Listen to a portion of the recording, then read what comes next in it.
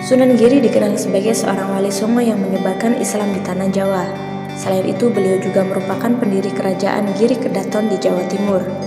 Kerajaannya ini kemudian menjadi pusat penyebaran Islam di Jawa hingga keluar Pulau Jawa seperti Kalimantan, Sulawesi, dan Maluku. Kelahiran Sunan Giri ini dianggap oleh rakyat Blambangan sebagai pembawa kutukan berupa wabah penyakit di kerajaan Blambangan. Kelahiran Sunan Giri disambut Prabu Menak Sembuyu dengan membuatkan peti terbuat dari besi untuk tempat bayi. Selanjutnya ia kemudian memerintahkan kepada para pengawal kerajaan untuk menghanyutkannya ke laut. Berita itu pun tak lama terdengar oleh Dewi Skardadu. Dewi Skardadu berlari mengejar bayi yang baru saja dilahirkannya. Siang dan malam menyusuri pantai dengan tidak memikirkan lagi akan nasib dirinya. Dewi Skardadu pun meninggal dalam pencariannya. Peti besi berisi bayi itu terombang-ambing ombak laut terbawa hingga ke tengah laut. Peti itu bercahaya berkilauan laksana kapal kecil di tengah laut. Tak ayal cahaya itu terlihat oleh sekelompok awak kapal yang hendak berdagang ke Pulau Bali. Awak kapal itu kemudian menghampiri, mengambil dan membukanya peti yang bersinar itu. Awak kapal terkejut setelah tahu bahwa isi dari peti itu adalah bayi laki-laki yang molek dan bercahaya. Awak kapal pun memutar haluan kembali pulang ke Gresik untuk memberikan temuannya itu kepada Nyai Gede Binati, seorang saudagar perempuan di Gresik sebagai pemilik kapal. Nyai Gede Binati keheranan dan sangat menyukai bayi itu dan mengangkatnya sebagai anak dengan memberikan nama Joko Samudro. Saat mulai remaja di usianya yang 12 tahun, Joko Samudro dibawa ibunya ke Surabaya untuk berguru ilmu agama kepada Raden Rahmat atau Sunan Ampel atas permintaannya sendiri. Tak berapa lama setelah mengajarnya, Sunan Ampel mengetahui identitas sebenarnya dari murid kesayangannya itu.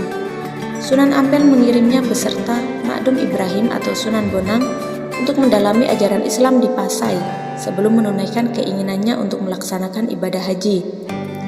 Mereka diterima oleh Maulana Ishak yang tak lain adalah ayahnya sendiri. Disinilah Joko Samudro mengetahui cerita mengenai jalan hidup masa kecilnya.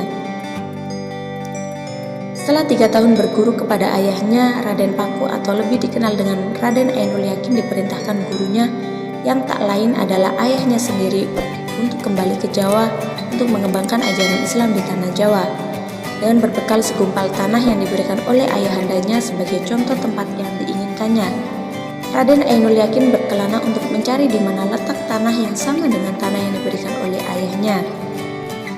Mendirikan pesantren dan kerajaan Giri perbukitan, itulah yang kemudian ditempati untuk mendirikan sebuah pesantren Giri di sebuah perbukitan di desa Sidomukti, Kebomas, Gresik pada tahun Saka Nuju, tahun Jawi Sinong Milir 1403 Saka. Pesantren ini merupakan pondok pesantren pertama yang ada di kota Gresik. Dalam bahasa Jawa, Giri berarti gunung. Sejak itulah ia dikenal masyarakat dengan sebutan Sunan Giri. Dalam sejarahnya, Sunan Giri menikah dengan putri Sunan Ampel yang bernama Dewi Murtasiah. Pesantren Giri terkenal sebagai salah satu pusat penyebaran agama Islam di Jawa. Pengaruh pesantren ini sampai ke Madura, Lombok, Kalimantan, Sulawesi, dan Maluku. Pengaruh pesantren Giri terus berkembang sampai menjadi kerajaan yang disebut Giri. Kerajaan Giri Kedaton menguasai daerah Gresik dan sekitarnya selama beberapa generasi sampai akhirnya ditumbangkan oleh Sultan Agung. Terdapat beberapa karya seni tradisional Jawa yang sering dianggap berhubungan dengan Sunan Giri. Di antaranya adalah permainan-permainan anak seperti jelungan, jor, gula ganti, ilir-ilir, dan cuplak suweng, serta beberapa gending seperti Asmaradana dan Pucung. Sunan Giri yang dikenal sebagai pendiri pesantren dan kerajaan Giri ini wafat pada tahun 1506 Masehi. Beliau kemudian dimakamkan di Dusun Giri Gajah, Desa Giri, Kecamatan Kebomas, Gresik, Jawa Timur. Lokasi makam Sunan Giri berjarak 4 km dari pusat kota Gresik. Wallahu a'lam bishawab.